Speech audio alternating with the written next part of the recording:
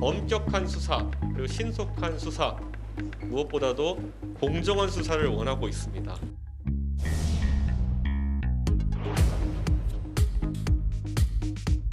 이재명이 주범입니다. 명확한 배임 범죄로 확인이 된 것입니다.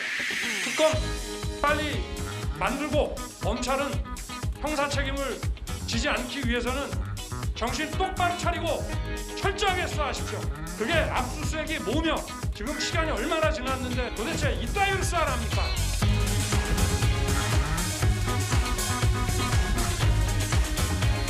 그런 위기, 일테면 후보가 구속되는 상황이 왔다. 이걸 가능할 수 있단 말이에요. 민주당으로서 절체절명의 위기가 되는 거죠.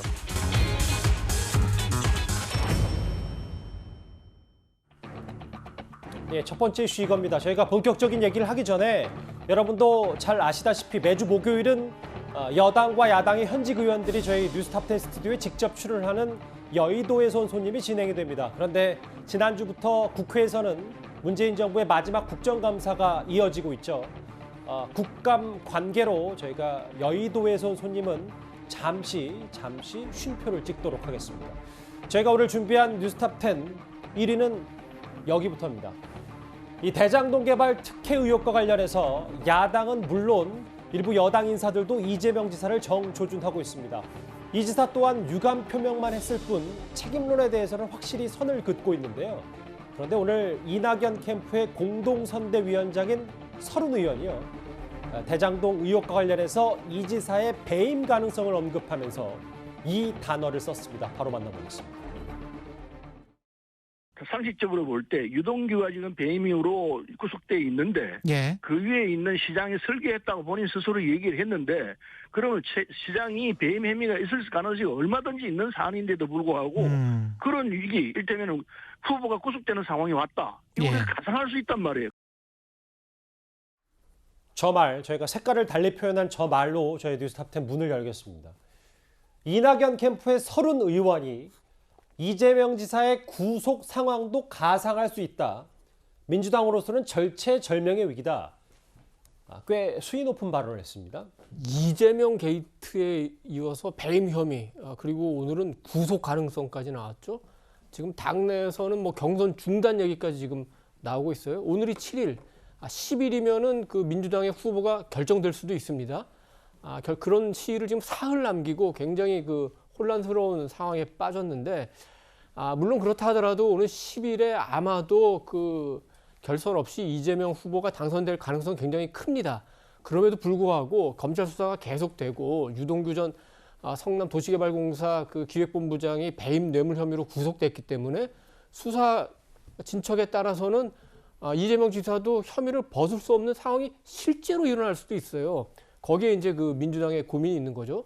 더 나아가서 지금 그 서른 그 의원이 제기하는 거는 어떤 그 당내에서 이른바 얘기하는 만약에 후보 선출 후에 문제가 발생했을 때 어떤 그 후보 교체론이라든지 더 나아가지고 만약에 이재명 지사로 가면은 이낙연 지지자의 3분의 1은 지지 안 할 수도 있다. 이렇게 되면은 이재명 후보가 10일 날 후보가 당선 결정이 돼도 원팀이라고 할까 아니면 화학적 결합이라고 할까 이런 게 굉장히 어려워지기 때문에 민주당으로서는 지금 여러 가지 좀 악재에 쌓여 있다 이렇게 볼 수가 있겠습니다. 예.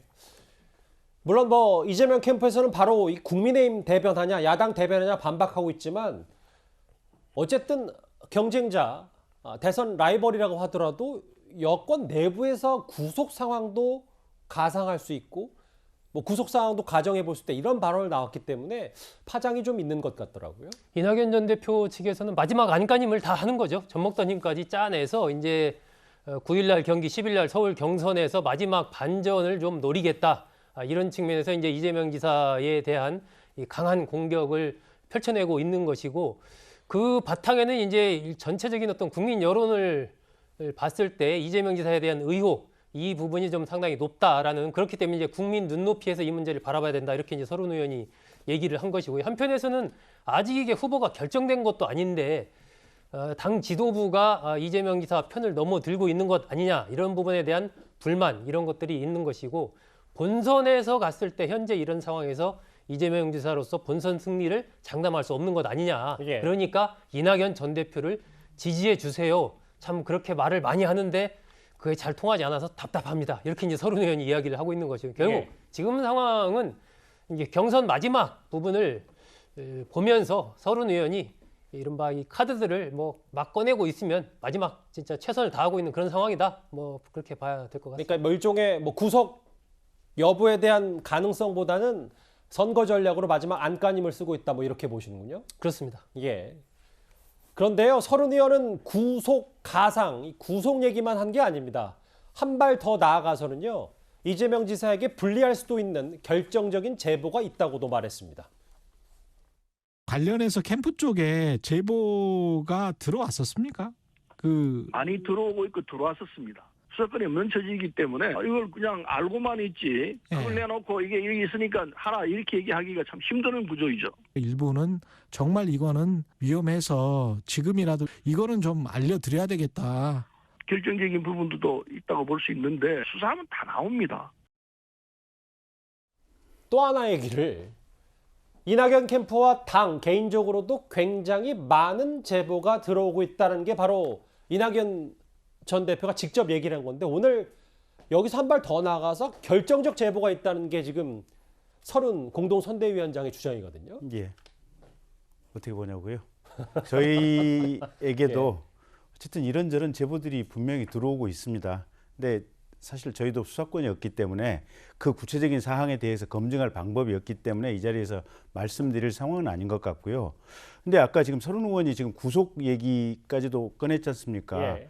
근데 저는 검사 출신이고 변호사 어쨌든 법조인인데 법조인의 시각에서 봐서는 그게 불가능하다 이렇게 얘기할 수는 없는 것 같아요. 이 지사의 구속 수감 관련이요? 예. 그러니까 유동규 씨가 지금 구속돼 있는데 구속 사유가 지금 두 가지 아닙니까? 하나는 8억의 뇌물을 받았다가 하나가 있고 예. 두 번째는 업무상 배임을 했다라고 하는 게 하나가 있는데 이 업무상 배임이라고 하는 것이 단지 7%를 투자한 투자자들에게 적게는 4천억, 많게는 조 단위의 지금 이익을 몰아주도록 이 대장동 개발 구조를 만들어서 이익을 몰아줬다라고 하는 것이 지금 배임 부분 아니겠습니까?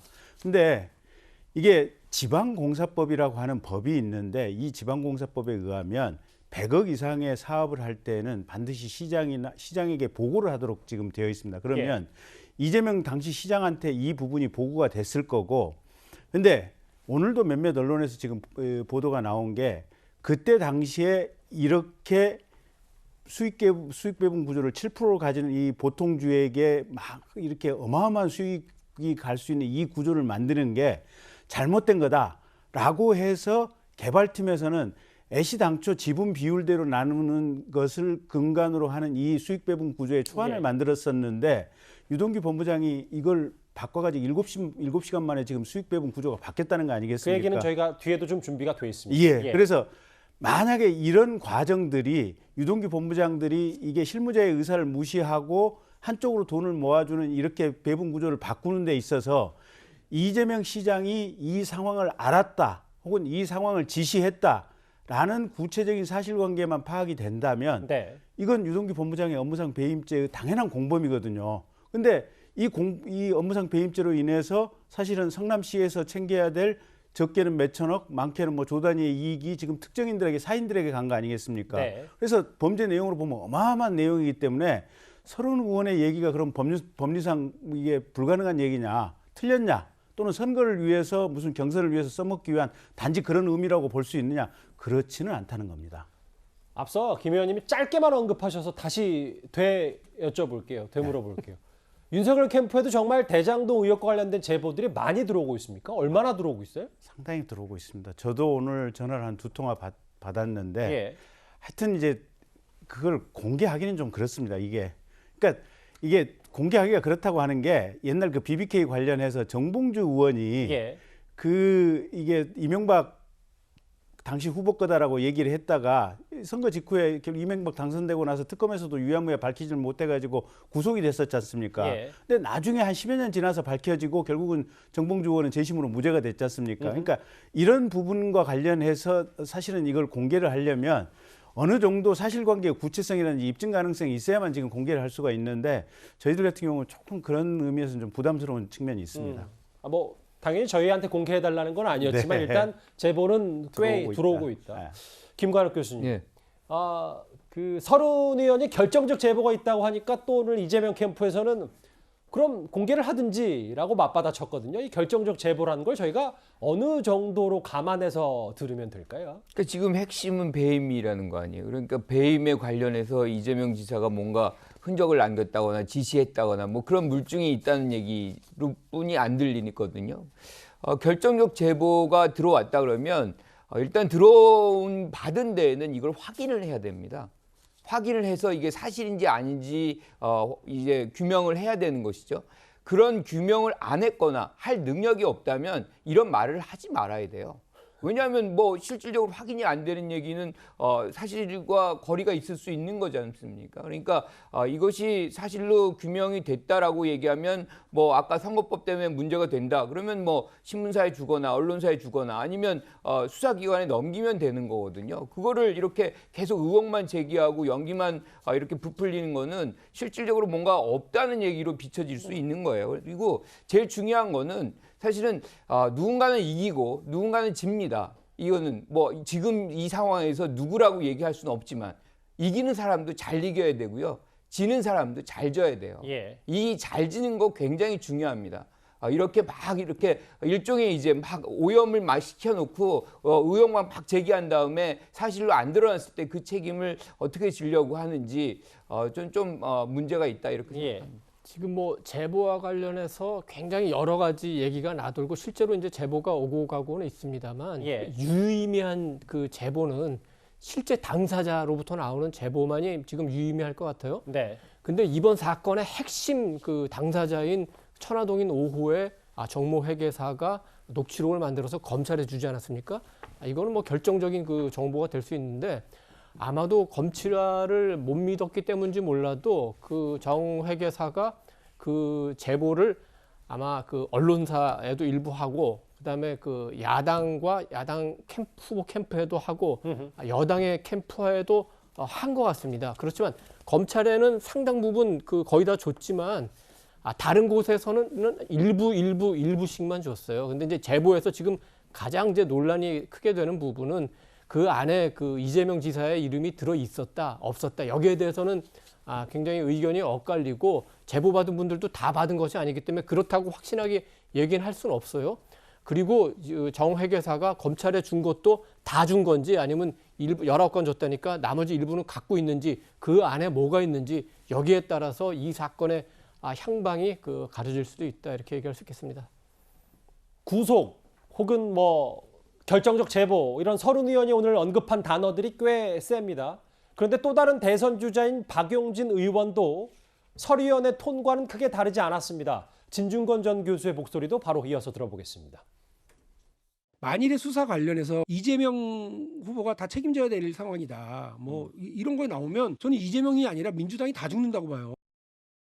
이재명 지사와 관련해가지고 또 그리고 민주당과 관련해가지고 앞으로 조국 시즌2가 열릴 것이다 이렇게 예상을 합니다. 포인트 오브 노 리턴이라고 하는데 민주당이 딱 그 상황인 것 같거든요. 지금 어쩔 수 없는 상황이기 때문에 후보가 거의 확정됐기 때문에 그냥 갈 수밖에 없다라는 겁니다.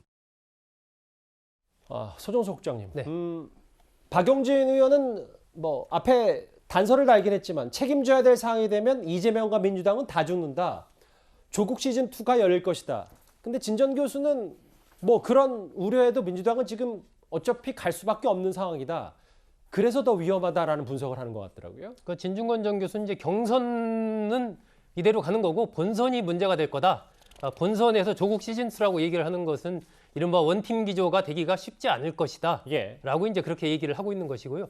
박용진 의원의 얘기는 아까 서른 의원의 얘기랑 맥락이 저는 비슷하다고 봅니다. 그러니까 이 당 입장에서 봤을 때 당의 여러 후보 중에 이재명 지사는 한 명의 후보인데 거기에 마치 당이 전부 다 거기에 지금 들어간 것처럼 후보가 확정도 안 된 상황에서 그렇게 하는 것은 아니지 않느냐. 당으로서는 최악의 상황을 가정한 리스크 관리를 해야 되는 그런 상황이기 때문에 조금 더 이 상황을 냉정하고 위기를 가지고 좀 바라볼 필요가 있다라는 얘기를 박 의원이 하는 거고 아까 서른 의원 얘기도 정치적인 맥락에 더해서 당이 좀 그러한 이 경선의 공정한 관리자로서의 당 전체의 위기관리 측면에서 이 사안을 볼 필요도 있다라는 얘기를 지금 두 후보가 하고 있는 것이죠. 김관욱 교수님, 저하고 같이 화면을 좀 보실까요? 민주당 당원 게시판인데 일부의 내용만 저희가 한번 발췌 뽑았어요. 이재명 사퇴하고 민주당은 경선을 중지하라.